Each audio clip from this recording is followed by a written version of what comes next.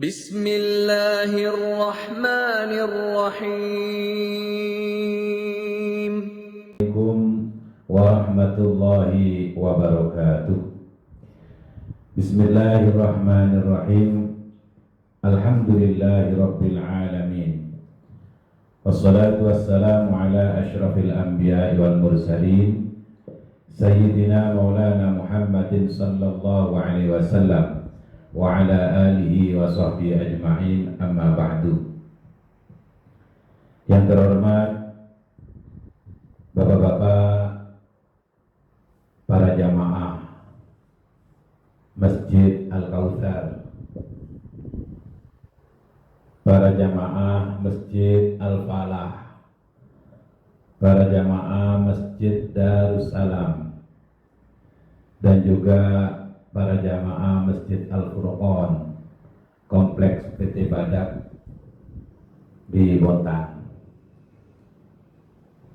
Alhamdulillah, alhamdulillah, kita bersyukur kehadirat Allah Subhanahu wa Ta'ala atas karunia rahmat, taufik dan hidayahnya kepada kita.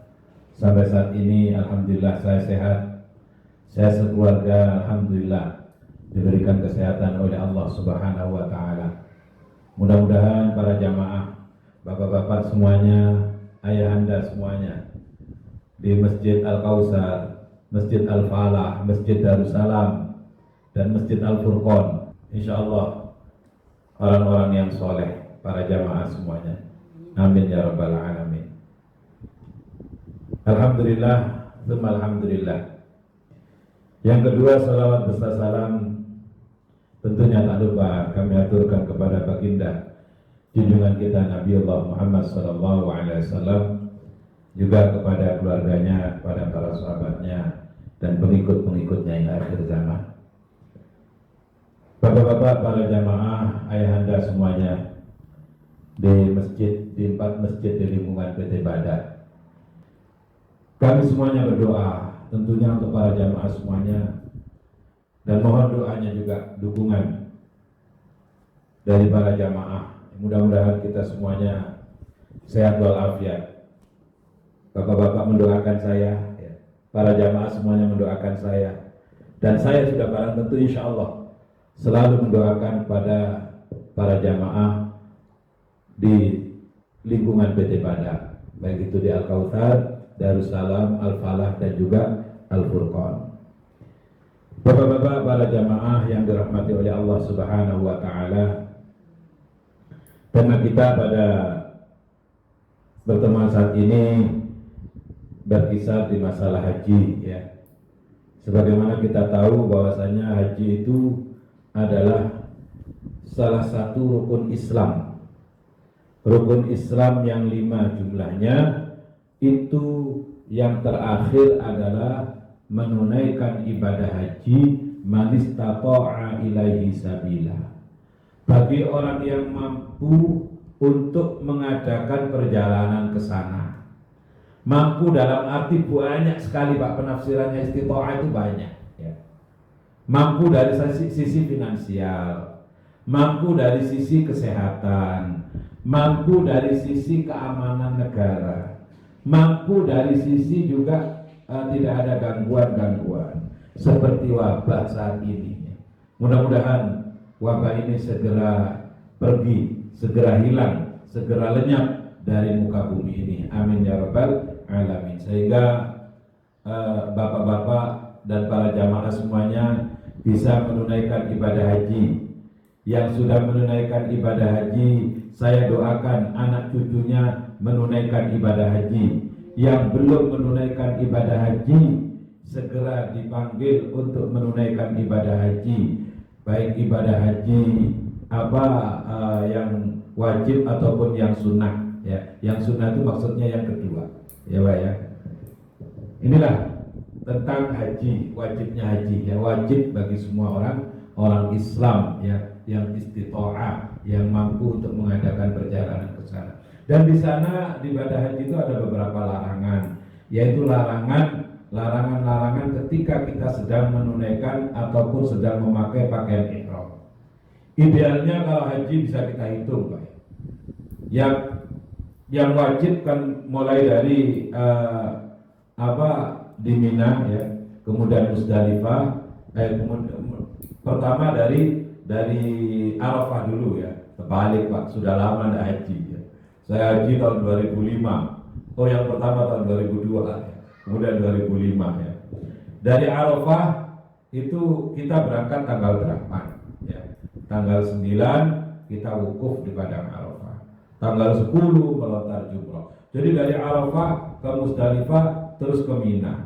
Ini kalau kita hitung pakai ihram itu 8, 9, 10, 11. Bisa 4 hari ya, maksimal 5 hari.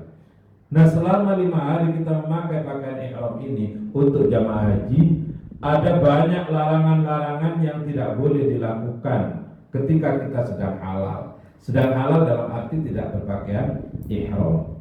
Nah, di antara larangan-larangan, kalau tidak salah ada 10 ya, dalam kitab-kitab fikih ya. Di antara larangan-larangan itu adalah tidak boleh membunuh binatang, tidak boleh berburu, tidak boleh menikah, atau tidak boleh memotong pohon, tidak boleh memakai pakaian berjahit bagi laki-laki, tidak boleh menutup kepala bagi laki-laki, tidak boleh menutup wajah bagi perempuan, tidak boleh memakai pakaian wangi-wangian ya. Ini diantara. Nah, yang kita bahas saat ini pokoknya atau babnya yaitu membunuh binatang ya.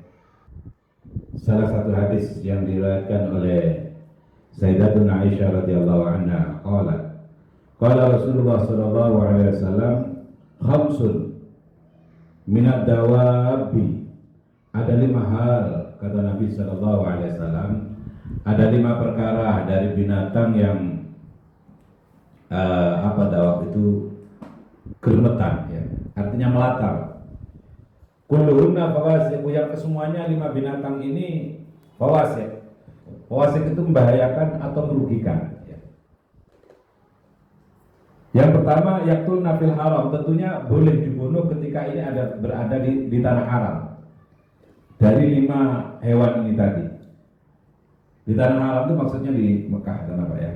Ketika kita melaksanakan ibadah haji. Jadi ini bahasanya tadi kan ketika ihram tidak boleh membunuh binatang. Tapi ada pengecualiannya kata Rasulullah SAW yang 5 ini gitu. Apa yang pertama? Yang pertama adalah al-ghurab. Ghurab itu maksudnya adalah burung gagak. Ya. Kita tahu burung gagak itu makannya macam-macam Pak ya. Burung gagak yang hitam satu Pak ya.